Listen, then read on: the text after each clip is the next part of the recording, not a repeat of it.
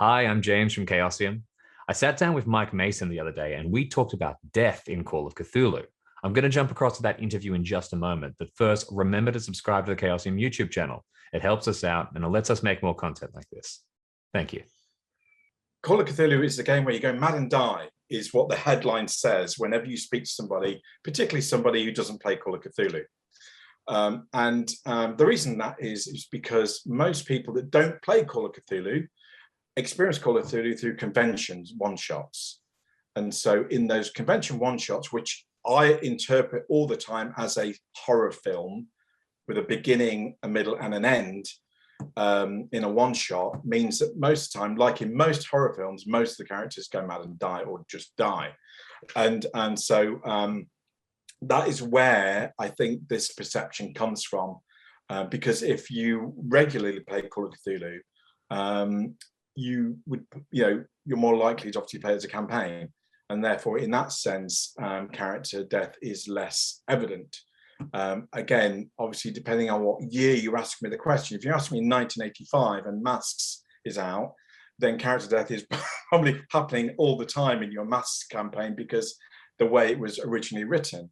If you're playing now with 7th edition and the updated Masks and Other character death is still a possibility, but less likely as a constant as opposed to the older edition, because we made the conscious choice to go, we're going to reduce the amount of character death here, through some of the very kind of silly things, things like, you fall down a wall, you're dead, which is zero fun for anyone in any game. Whereas you're at the conclusion of this chapter, there's a big multi-dimensional monster and the head cult is throwing spells at you, you may die then, and it would be a worthy death because you're trying to do something and it's very climactic and appropriate, and that's fine. But while you're crossing the road to get to the cult ceremony, the car runs you over in the game. That isn't fun. That's just not fun. And I would wait for anyone to tell me why that's fun, because it's not. So that's what I've constantly tried to do throughout my term here in terms of the 7th edition books, is to squeeze out unnecessary character death. And that's not to say the characters can't die in Call of Cthulhu. Of course they can. And what I try to build into it, either it's because there's a reason for a character to die, it's a natural conclusion, they're doing something that risks death, and the player is accepting that because they understand, and so it's more it's more built into the nature of the scenario or campaign. So that's a little aside, but in terms of character death in Call of Cthulhu, there's times when it's really good and there's times when it's really bad. I've explained when it's really bad, when you're crossing the road or doing something very silly, or keep a fiat in terms of, you did something wrong, I gotta kill your character. That is all bad news as far as I'm concerned. But as I say, when a player willingly risks their character, understanding that death is a potential, such as any combat, because we mirror Call of Cthulhu combat on the real world as much as we can in a role-playing game. It's not an heroic battle between massive sword-wielding heroes and gorgons and whatnot. It's not. That isn't what the game is about. It's set in a version of the real world where combat is. There's two types of combat in the real world: combat that you kind of get beaten up, and combat where you die. And often that means a difference between a combat without a weapon and with a weapon. In the real world, that's what the case is, and that's the same is modeled in the game. So why character damage, unarmed combat is 1d3 hit points for most characters, and there are rules to say that if you go to 0 hit points, by taking lots of little hits, you're not really going to die. Just like in the real world, you get beaten up badly, but you're not necessarily going to die. Whereas, somebody starts shooting you or sticking pointy things in you, guess what? You're likely to die, just like if somebody did that to me now. It's so So combat is always a risk in Call of Cthulhu because that's the nature of the system and the nature of the game. So, and that's a great thing because it makes players think very carefully about whether this combat is worth it. Sometimes it's not, and the best thing they can do is look for an alternative or not get into combat in the first place. So, you know, sneaking around, causing a distraction, doing something other than combat. And sometimes it is necessary because we've got, you know, the only way to deal with this is we've got to run in, guns blazing, and do it, you know, particularly with the pulp header, that may be more attractive an option. But there's a reason, and what I like to do with characters is give the players a choice. You know, it's basically how much rope do they want for their character. And so, you know, and if they take out more than enough rope, then they know they have a risk that their character could die in the following scene or so forth. So I think it's, you know, it's a kind of compact between the player and the GM. You know, it's kind of saying up front, like, you know, this is a campaign. We all want to get to the end of it. So I'm not, you know, I am going to kind of think very carefully about how I factor damage in throughout the course of the campaign, because, you know, if it's I don't, you know, I'm not intending to try and kill your characters. I want them all to get through to the end. But if, you know, you do something that's stupid, or you take an unnecessary risk, or you decide that the risk is worth it, then death may be an outcome for your character if you're happy to understand that in the context of the game world. So that's the kind of compact I think is useful to have with the players and understand. And obviously in Pulp, you got to dial that up, and you don't have to worry so much because there are mitigations for a character dying. There's ways that the player can get out of it, even if the, you know, keeper sends them down the dark tunnel that's a big mouth and they're going straight into the stomach. The Pulp player could still get out of that potentially, whereas a standard Call of Cthulhu character ain't. They're just going to get eaten up. Let me ask you this: what would your advice be for a GM who is halfway through a grand campaign? I remember when I ran Horror on the Orient Express, I got up to the little cabin in the woods, and I lost 5/6 of my investigator party. How do you continue a campaign after a significant but not total set of deaths? I think there's a number of options you can explore and think about in terms of you and your group. Obviously, I would always recommend, particularly with campaign play, that you take full use of the investigator organizations kind of idea that's presented in the investigator handbook, and you know, can be seen in other books as well, where you have a kind of a group of investigators of which your player characters are but one part of. In Masks of Nyarlathotep, you are good friends of Jackson Elias, and you're not the only good friends. There are many others. He's a very well-traveled, you know, guy, and so we've got plenty of other good friends who maybe he's also contacted, who just arrived later than your characters did, to kind of bolster the ranks if needed. So make use of investigator organizations because they are very useful for replacement characters in that sense. They give a meaning to why the replacement character can be called and say, can you come and help? I'm on my own, everyone's dead, or whatever. The other thing is to think about how you're framing it. It's like, well, maybe it's okay, you know, maybe, yeah, okay, everyone but one character has died at the end of this chapter. What happens next is actually we take an in-game kind of break, that character goes off, heals up, licks their wounds, and ponders what they're going to do. And actually what we do is then take a time jump 6 months in the future, and we work out with that character, what have you done in 6 months apart from heal? Have you recruited some more people to help you? Have you gone to your family? Have you gone to friends? What have you done to kind of pull a new group together? So that's one option you could do, and there's a million ways they could do it. It could be, I've gone back home and all my brothers and sisters have gone like, what have you been doing? You've kind of explained, and they've gone, oh my God, we've got to help you stop the end of the world. And it's all your brothers and sisters, let alone anyone else. So I think that's a really cool way of doing it. And it could be 6 months, it could be a week, it could be a year, it could be 3 years. It doesn't really matter. You know, you're the keeper, you're in control of the game. You can change things. So I think that's another interesting way to look at it. And then there's the, you're standing outside the little hut in the middle of Eastern Europe and everyone's dead around you, and you're going, what do I do now?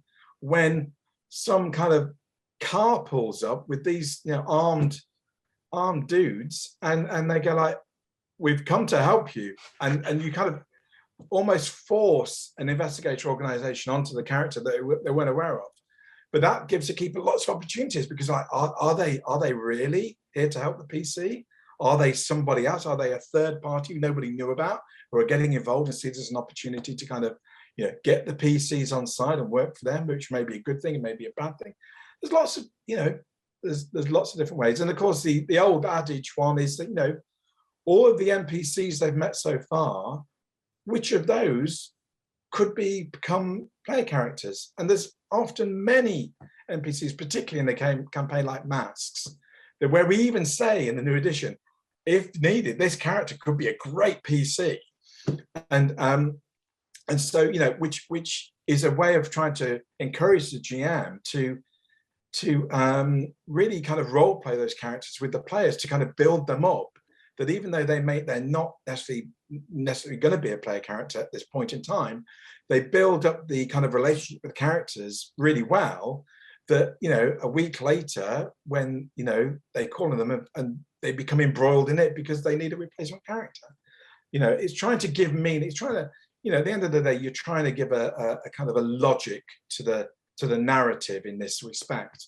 And you know, back in the day, we just had people turn up from there, just people literally beam in. You're the replacement character we know nothing about, but you've joined the party. That's just fine. Yeah, there's plenty of games that work like that, and it's not a problem.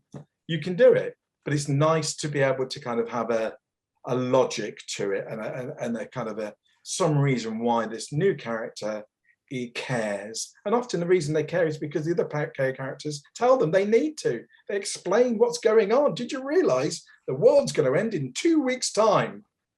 What would you like to do? I'll help you then. You know, it's pretty straightforward. But yeah, trying to, you know, develop interesting NPCs that people want to play.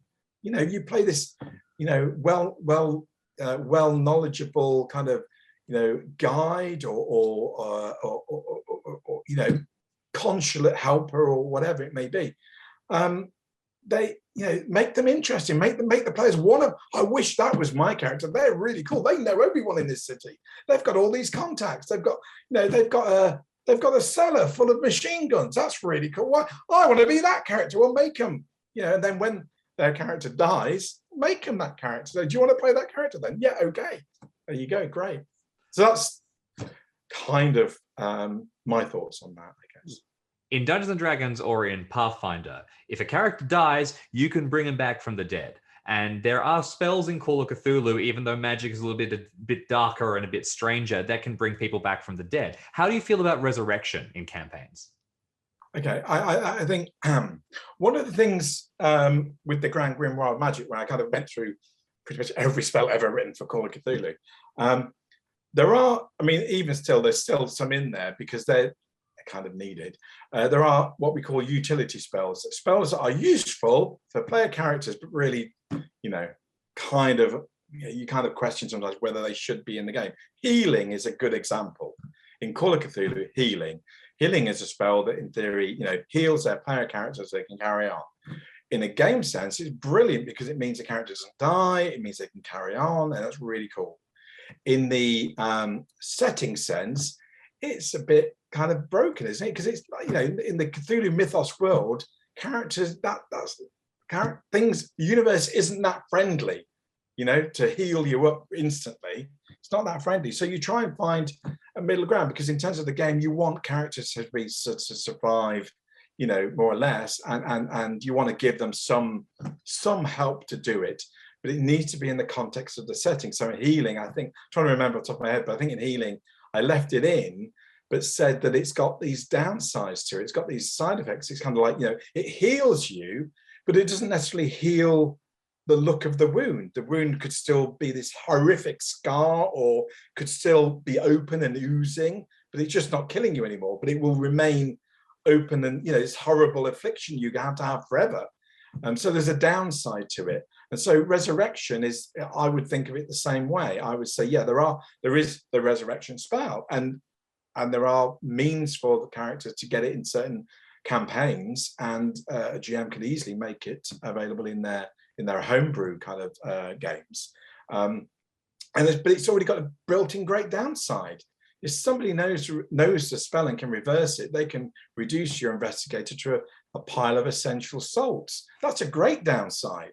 I mean, obviously, they have, you don't walk around with a big R on your forehead saying I'm resurrected, so nobody knows. But the threat is always there, and so so I have no problem with that. But with Call of Cthulhu, most times, particularly with magic, if it's a benefit, there should be some sort of drawback to it, or side effect or downside. Not hideously so necessarily that it stops the character kind of moving forwards, but it becomes potentially kind of a millstone around their foot they've got to drag along, or there's some downside to it. Maybe the healing spell in your game works just fine, and they are wonderful, and they look even more healthy and more handsome. The downside is every week they need to drink a pint of human blood. Whatever it could be, whatever is going to work for the game you're doing. Don't try and set too many high hurdles for people to jump, because it will break the game and the character just become, frustrating to play. You've got to make it playable. But yeah, resurrection or something like that, and or transplanting their brain into somebody else. We found this empty kind of vessel in this laboratory, and there's a machine that will take out your brain and put it into this empty vessel. It's like, well, okay, now what happens? That sounds a great setup. So, I had a character in a campaign, it was a pulp campaign, who was a brain swap Yithian. So the character was actually a Yithian in a human body. So whenever that character failed a sanity roll, and obviously it was slightly adjusted because it was a Yithian, but he was, kind of have to kind of be a bit woolly with this one. But but we kind of agreed, me and the player, that if he failed a sanity roll, what happened is the brain swap reversed, and so suddenly he was the original German doctor in his own body, who spent the last however long in prehistory in some other body. So he's already kind of a bit crazed. For however long the insanity lasted, he would be himself. He would be his true himself. And he was a German doctor who only spoke German in a group of English-speaking investigators. So whenever he was insane, he just started talking German, and nobody understood what he was trying to say, which was basically, "Help me! I don't know what's going on." And then it was kind of, the Yithian would re-exert itself when the kind of insanity stopped, and he would be back to him, and he'd be like, "What just happened? I have a bit of a brain fog. What?" And it took the other characters many months to kind of sort of figure out what was going on with him. But it was his own thing. But it didn't hinder the investigation and the rest of the campaign. It was just a nice little quirk and something that we'd agreed up front that is a possibility. So those kind of things are cool to do.